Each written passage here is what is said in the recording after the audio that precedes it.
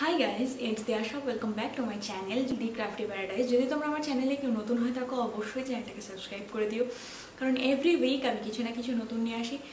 তো আজকের ভিডিওটা হবে ভীষণ স্পেশাল, কারণ আজকে ফাইনালি আমরা 1K এর একটা ছোট্ট ফ্যামিলি কমপ্লিট করতে পেরেছি।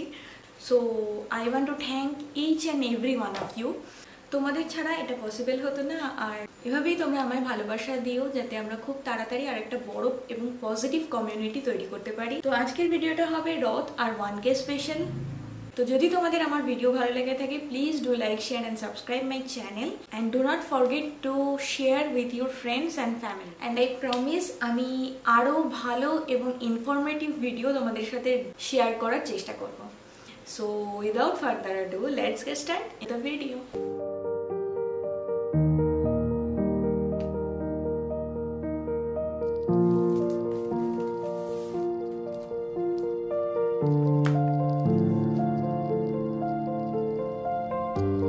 মায়ের আবদার এই সপ্তাহে রথ, তাই জগন্নাথ বলরাম সুভদ্রার মূর্তি বানাতে হবে। তাই আমি ভাবলাম একটু অন্যরকম ভাবে ফুটিয়ে তুললে কেমন হয়। আমি আমার মতো করে রূপদানের চেষ্টা করেছি, কিছু ফেলে দেওয়া জিনিস দিয়ে। তোমরা জানিও তোমাদের কেমন লাগলো। জানো তো, আজকের কাজটা তৈরি করতে করতে দিদুনের কথা খুব মনে পড়ছে। ছোটবেলায় মামাবাড়ি যাওয়ার প্রধান আকর্ষণ ছিল দিদুনের কাছে নানান রকম গল্প শোনা। তোমরা কি জানো জগন্নাথ দেবের মূর্তি তৈরির গল্প? চলো আজ কাজটা করতে করতে তোমাদের নিয়ে যাই আমার ছোটবেলায় দিদুনের কাছে শোনা সেই গল্প। মধ্য ভারতের মালবার রাজ্যে ইন্দ্রদুম্ন নামে এক রাজা ছিলেন।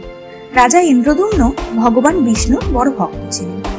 একদিন বিষ্ণুদেব রাজার স্বপ্নে আসেন এবং বলেন তিনি রাজার হাতে পুজো নেবেন, আর তিনি একটা কাঠও পাঠালেন।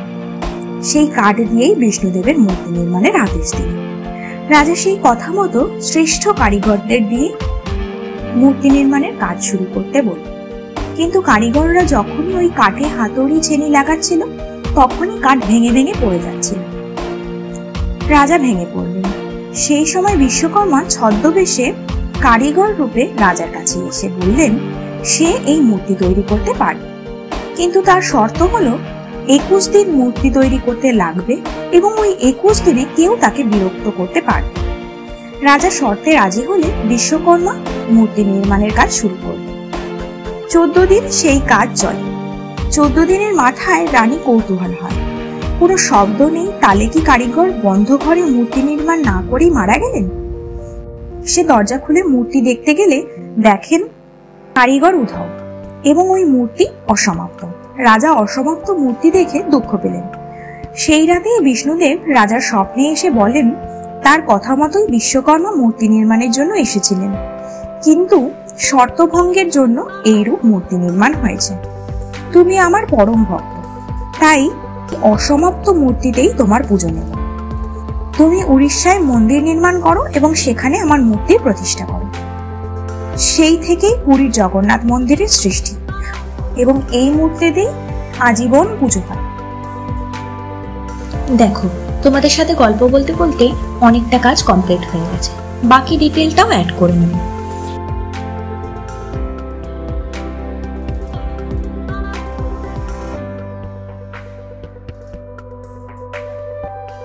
এবার আমি একটা অ্যালুমিনিয়ামের ওয়্যার নিয়ে নিয়েছি, সেটাই ফিগারের শেপে টাই করে নেব।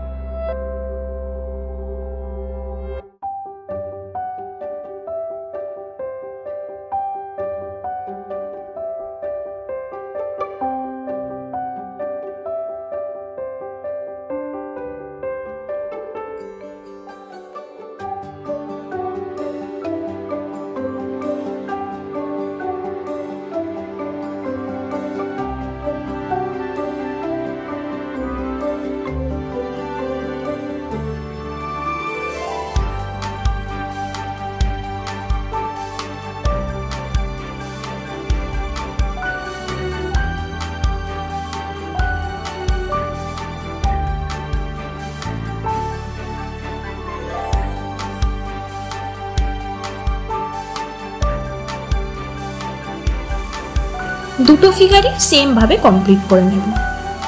এবার ওয়ালপুট্টি পেস্ট তৈরি করে নেব সেম রেশিওতে জল আর পুট্টি মিশিয়ে।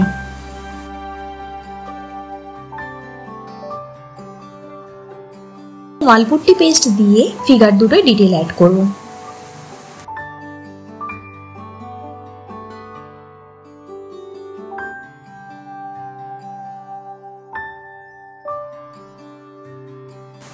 একটা কার্ডবোর্ড নিয়ে নিয়েছি, সেটাতে জগন্নাথ বলরাম সুভদ্রার রাফ একটা ড্রয়িং করে নেব।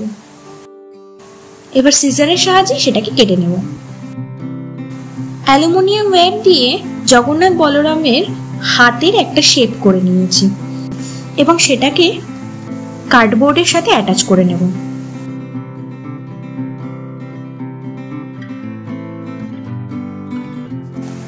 একটা কার্ডবোর্ডে সেটাকে মুড়িয়ে মুড়িয়ে রোল করে নেব এবং সেটাকে জগন্নাথ বলরামের হাতের অ্যাটাচ করে দেব। এবার ওয়ালপুট্টি দিয়ে মূর্তিগুলোতে ভলিউম অ্যাড করে নেব। নাও কালার করার পালা। কালার করবার জন্য আমি ব্ল্যাক কালার নিয়ে নিয়েছি।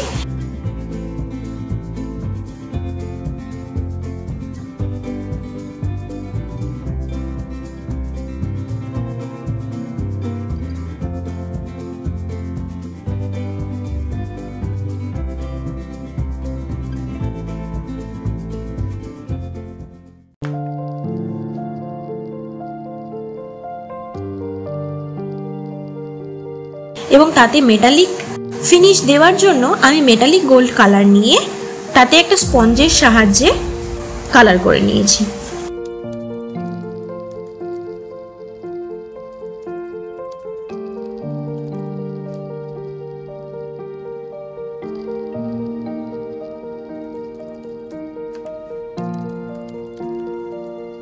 মানুষগুলোকেও সেম ভাবে করে নেব এবং এমসিলের সাহায্যে বেসের সাথে অ্যাটাচ করে নেব।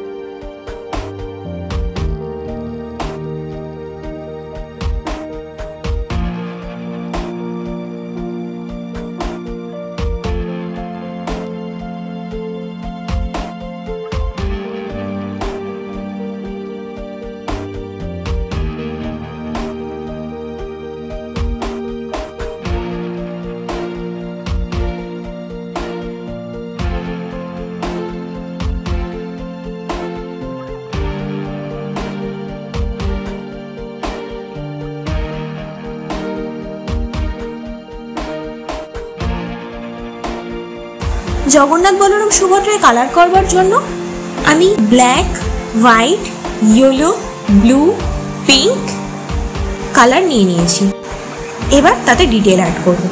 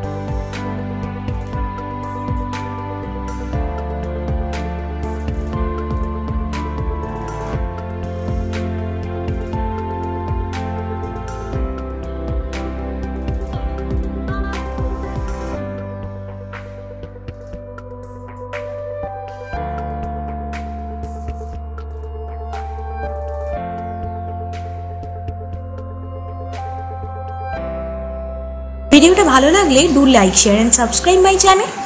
দেখা হবে অন্য কোনো একটা এক্সাইটিং ভিডিওর সাথে। Till then by.